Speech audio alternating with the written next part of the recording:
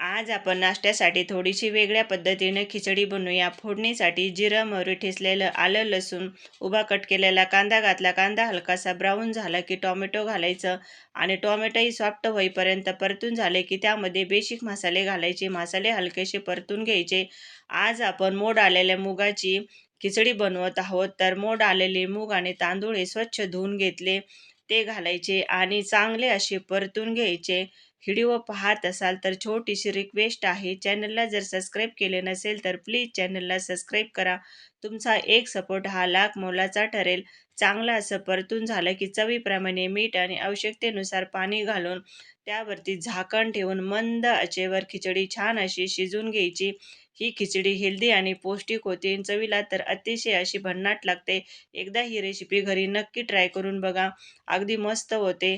तर चांगली अशी मंद आचेवर खिचडी शिजून घेतली. तर तुम्ही बघू शकता अगदी हेल्दी अशी रसरशीत अशी खिचडी बनून तयार झाली. एकदा नक्की ट्राय करून बघा. व्हिडिओ आवडला असेल तर सपोर्ट करा. धन्यवाद.